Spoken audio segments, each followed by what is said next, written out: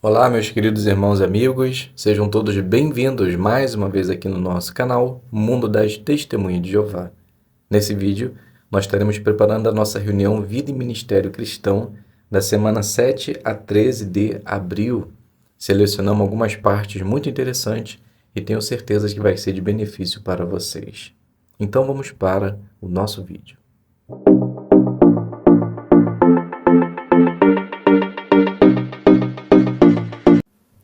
Então sejam todos bem-vindos mais uma vez aqui no nosso canal. É um prazer imenso ter vocês aqui semanalmente para juntos prepararmos as nossas reuniões.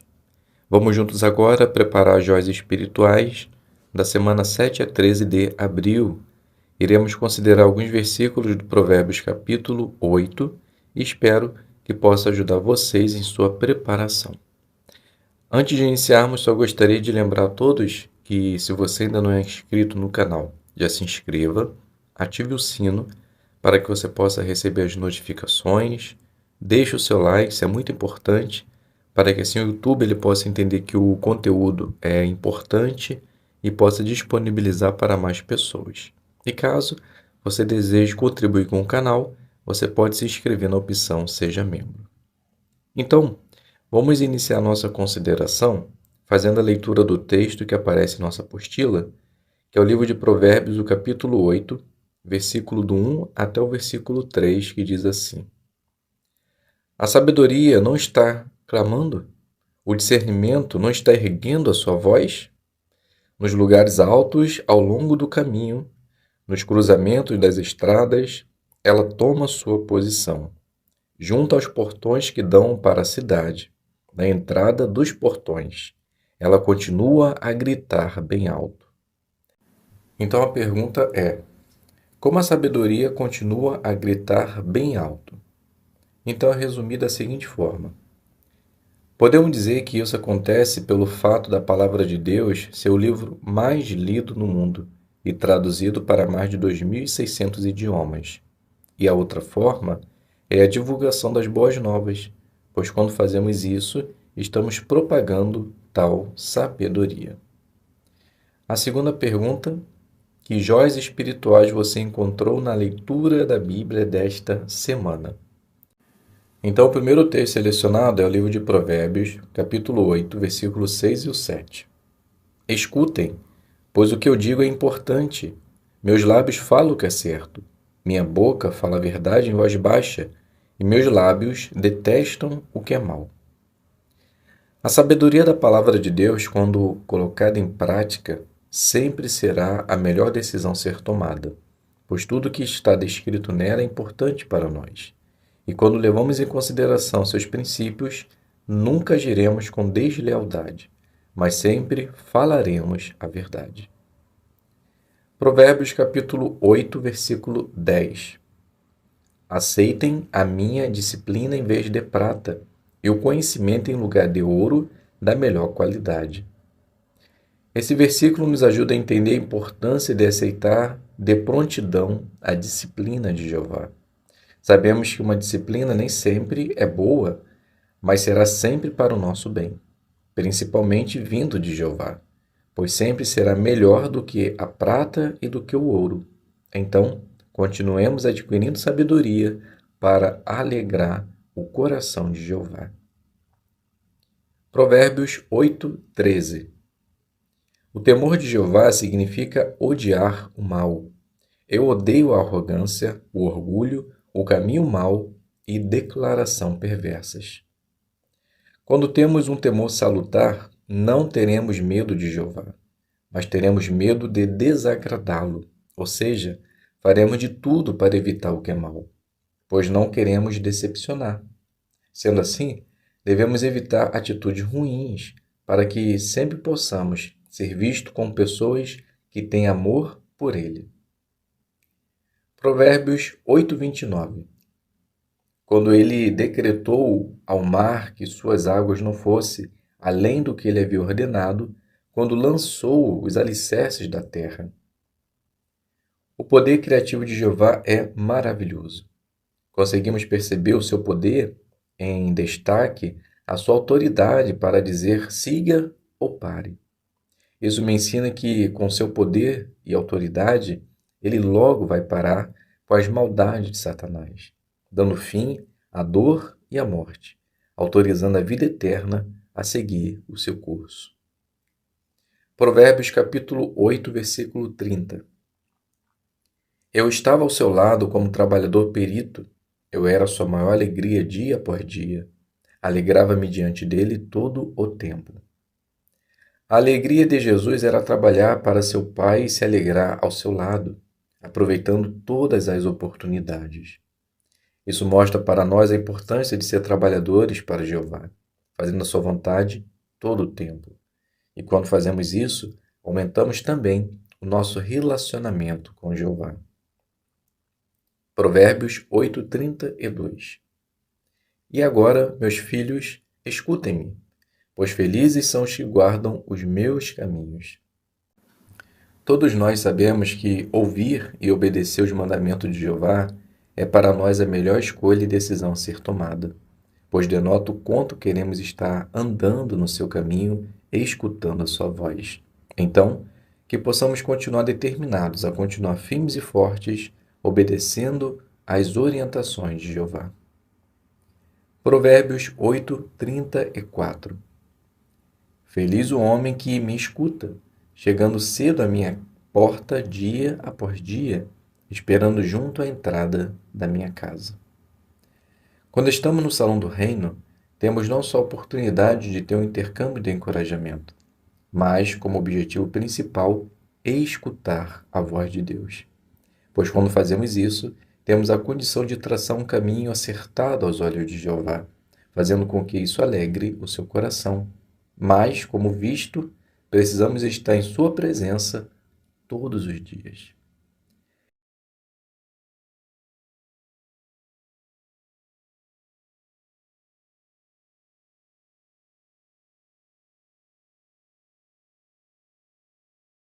Então, a primeira designação que nós iremos fazer é a designação número 4, cultivando o interesse.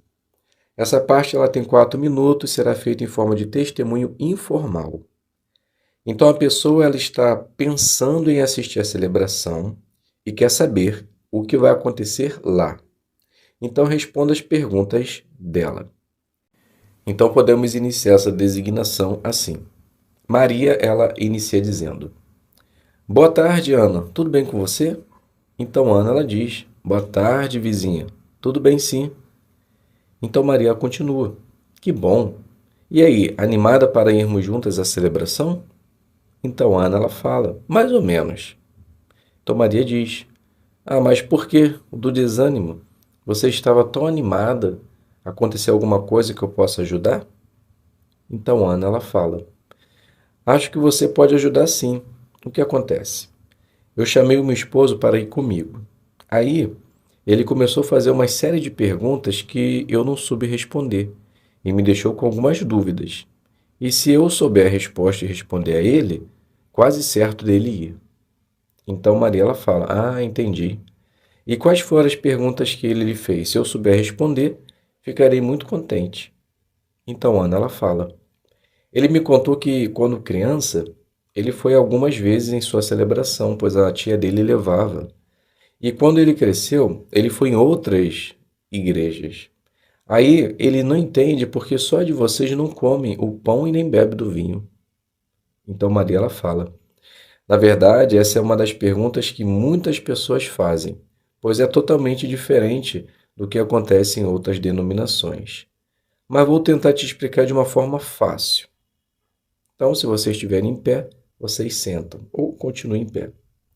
Então Maria continua: A primeira coisa que você precisa saber para que possa entender o motivo de muitos não participarem de comer o pão e beber do vinho é o fato de acreditarmos que um pequeno grupo viverá no céu e um grande grupo viverá na terra.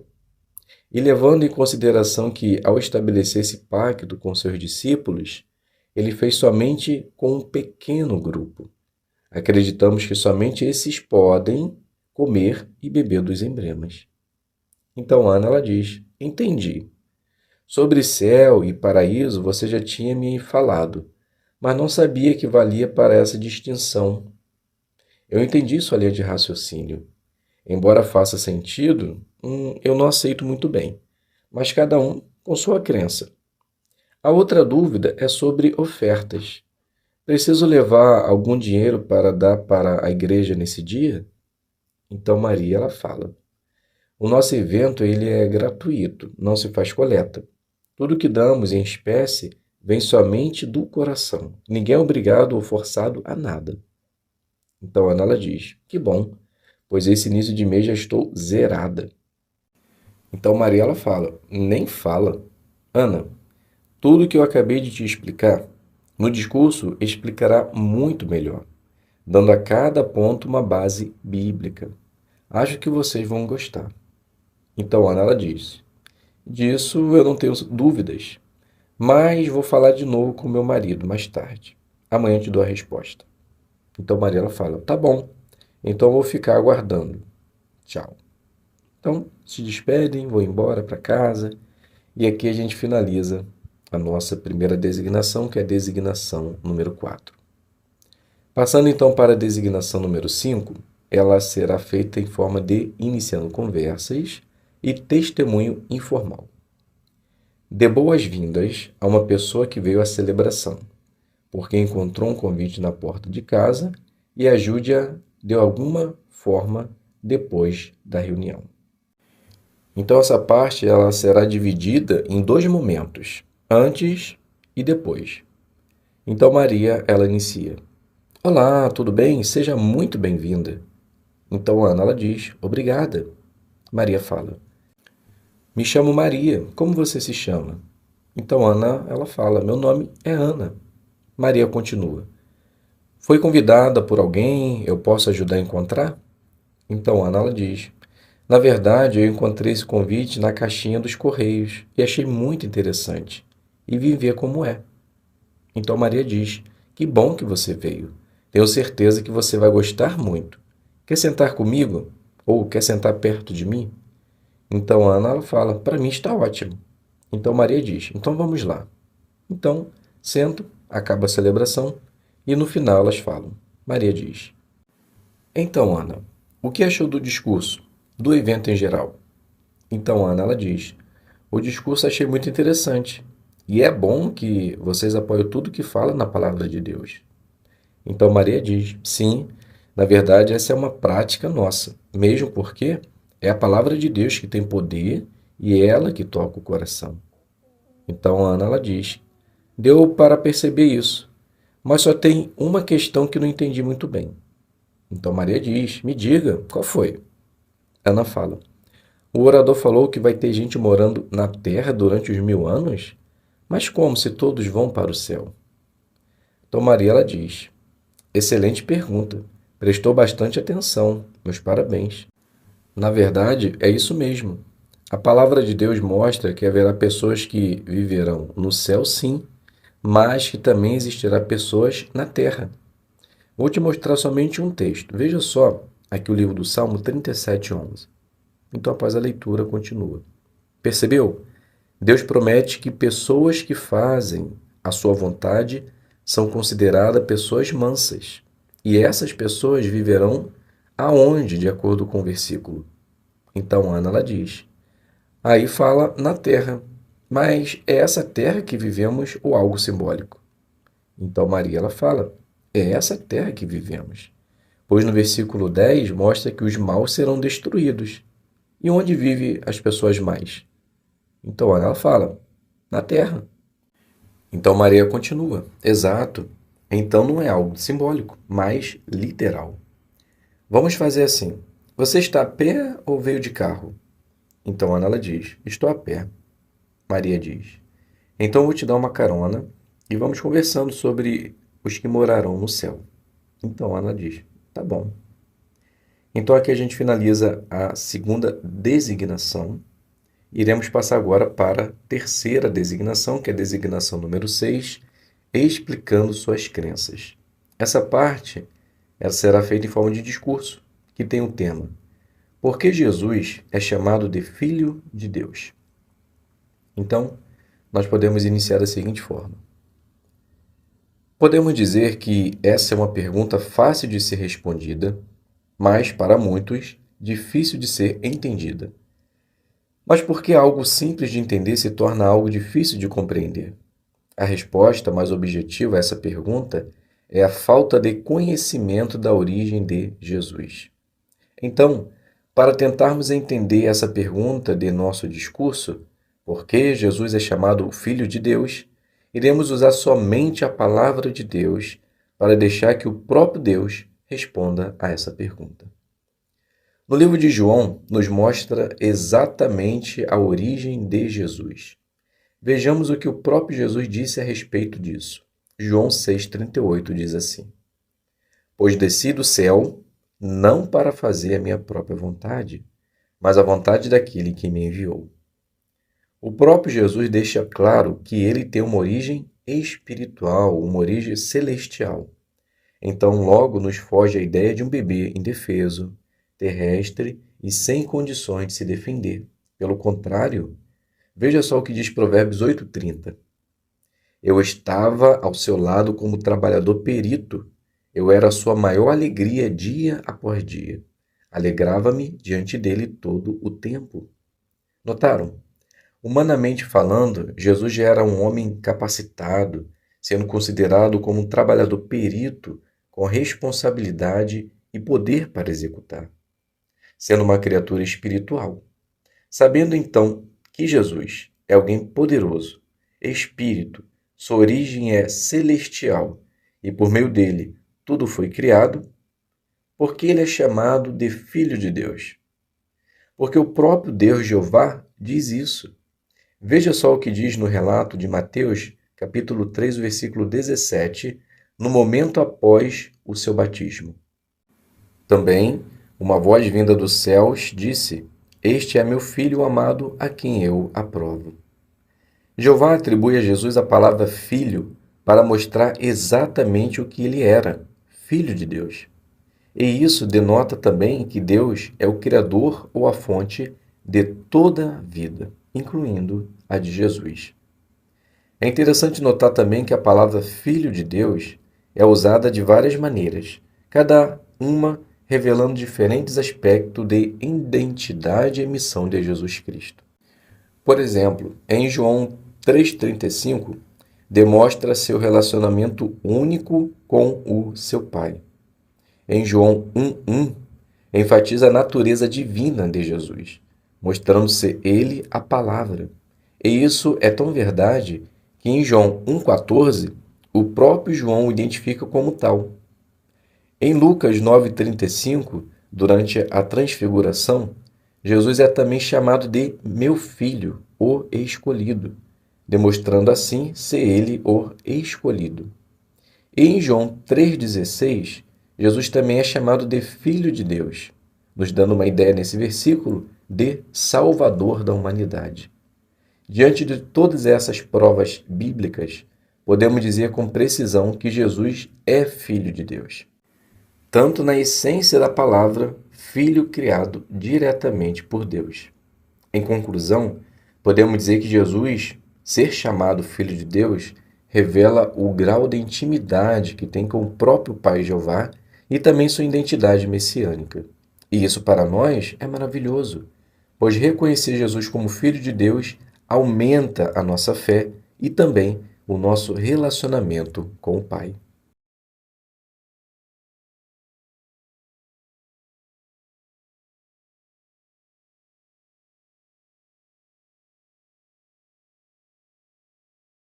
Então pegue o seu livro ou o seu telefone e abra aí no capítulo 25, que tem o seguinte tema: Apelo para César.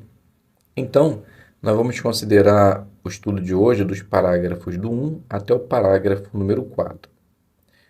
Paulo estabelece um exemplo de como defender as boas novas. Então, vamos iniciar fazendo a leitura do parágrafo número 1 e número 2. Paulo continua sob forte vigilância em Cesareia. 2 anos antes, quando havia retornado à Judéia, os judeus tentaram matá-lo pelo menos 3 vezes em questão de poucos dias. Até agora, seus inimigos não foram bem-sucedidos, mas ainda não desistiram. Ao perceber que pode cair nas mãos deles, Paulo diz ao governador romano Festo: apelo para César. Será que Jeová apoiou a decisão de Paulo de apelar para o imperador de Roma? A resposta é importante para nós, que damos testemunho cabal sobre o reino de Deus neste tempo do fim. Precisamos saber se Paulo estabeleceu um exemplo para nós no que se refere a defender e estabelecer legalmente as boas novas. Então, a primeira pergunta do parágrafo 1 e 2, parte A, é: em que situação Paulo se encontrava? Então, Paulo ele continuava preso, sob forte vigilância, e alguns judeus haviam tentado matá-lo por pelo menos 3 vezes. E Paulo estava preocupado em cair em suas mãos. Parte B. Que perguntas surgem quanto à decisão de Paulo de apelar para César? Então, a pergunta é: será que Jeová apoiou a decisão de Paulo de apelar para o imperador de Roma? Então vamos fazer a leitura do parágrafo 3 e 4, que tem o subtítulo: Perante o Tribunal. 3 dias depois de tomar posse como governador da Judéia, Festo foi a Jerusalém. Lá, ele ouviu os principais sacerdotes e os homens de destaque dos judeus acusaram Paulo de ter cometido crimes graves. Eles sabiam que o novo governador estava sendo pressionado a manter a paz com eles e com todos os judeus. Assim, pediram um favor a Festo: trazer Paulo a Jerusalém e julgá-lo ali. Mas havia um plano maligno por trás desse pedido. Os inimigos de Paulo estavam planejando matá-lo na estrada que ia de Cesareia a Jerusalém. Festo recusou o pedido, dizendo: desçam comigo alguns dos líderes de vocês e o acusem, se é que o homem fez alguma coisa errada. Desse modo, Paulo escapou mais uma vez da morte. Durante todas as provações de Paulo, Jeová o sustentou por meio do Senhor Jesus Cristo. Lembre-se de que, em uma visão, Jesus disse a seu apóstolo: tenha coragem. Hoje, os servos de Deus também enfrentam obstáculos e ameaças. Jeová não nos protege de todas as dificuldades, mas nos dá a sabedoria e a força necessária para perseverar. Sempre podemos contar com o poder além do normal, que nosso amoroso Deus nos dá. Então a pergunta parte A é: o que estava por trás do pedido dos judeus de levar Paulo a Jerusalém e como ele escapou da morte? Então, na verdade, eles estavam planejando matar Paulo na estrada que ia de Cesareia a Jerusalém.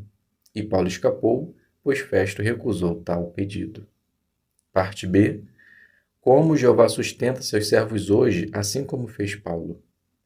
Então, Jeová nos dá a sabedoria e a força necessária para perseverar. Então, sempre podemos contar com poder além do normal. Então, meus queridos irmãos e amigos, aqui a gente finaliza o nosso estudo, está bem pequeno, depois vocês podem ler o quadro. Muito obrigado a todos pela presença, fiquem todos na paz de Deus e até um próximo vídeo, se Deus quiser.